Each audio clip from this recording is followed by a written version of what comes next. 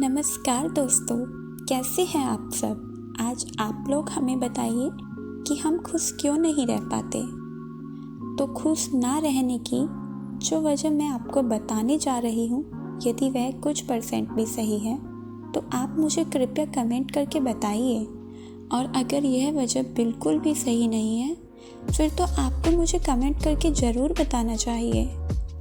इस दुनिया या मैं कह सकती हूँ कि हमारे भारत में खुश ना रहने के मुख्य कारण क्या हैं। यही जो कॉलेज में चाहता था उसमें एडमिशन नहीं हुआ,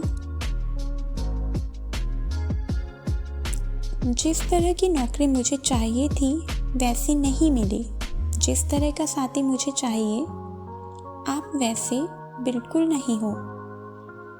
इस व्यक्ति से मुझे ये उम्मीद नहीं थी, इसने मुझे यह कहा, उसने मुझे ऐसा कहा, वो ऐसा कैसे कह सकता है, मुझे उससे ये उम्मीद नहीं थी, उसने मुझे धोखा दिया।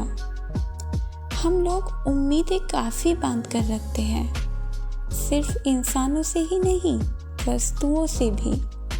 कई बार हम सोचते हैं मेरा कंप्यूटर खराब हो गया, अरे अभी तो इसको 2-4 महीने और चलना चाहिए था।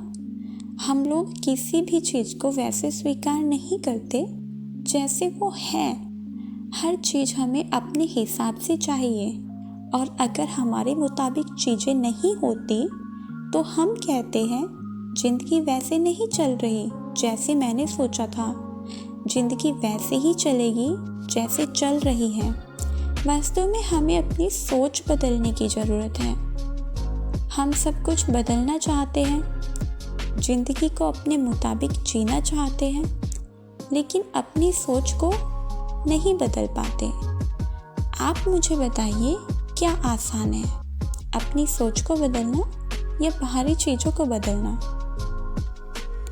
अपनी सोच को बदलना है ना। बाहरी चीज़ों में हम कंप्यूटर जैसी चीज़ें तो आसानी से बदल सकते हैं, लेकिन हम अपनी सोसाइटी को आसानी से नहीं बदल सकते। सामने वाला हमारे बारे में क्या सोच रहा है ये हम आसानी से नहीं बदल सकते। और मुझे लगता है 80% कारण यही है खुश न रहने का। अगर देखा जाए हमारे विचारों का हमारे जीवन में अगर इतना ही महत्व है, और अगर वही सब होने लगे जो हम सोचते हैं, तो यह हमारे लिए ही हानिकारक साबित होगा, क्योंकि हमारी सोच सीमित होती है। हमारे सोचने की एक सीमा होती है। जिंदगी हमें अपार अवसर प्रदान करती है। कई बार भविष्य में हमारे साथ अच्छी या बुरी दोनों ही प्रकार की कल्पनाओं से भी परे की चीज़ें होती हैं। इसलिए अगर हमें हमेशा खुश रहना है और जीवन में कुछ बड़ा हासिल करना है तो हमें उम्मीदें छोड़नी होगी। उम्मीदें ना होने का मतलब ये बिल्कुल नहीं कि जीवन में दिशा ही ना हो।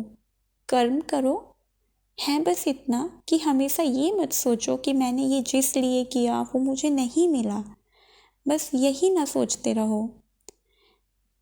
ये सब बस इसलिए है क्योंकि हम हमेशा आने वाले कल के बारे में विचार करते रहते हैं, आज में नहीं रहते। और इसलिए आज जो हमारे पास खुशियाँ हैं उन पर ध्यान ही नहीं दे पाते हम, और इसलिए हम खुश भी नहीं रह पाते।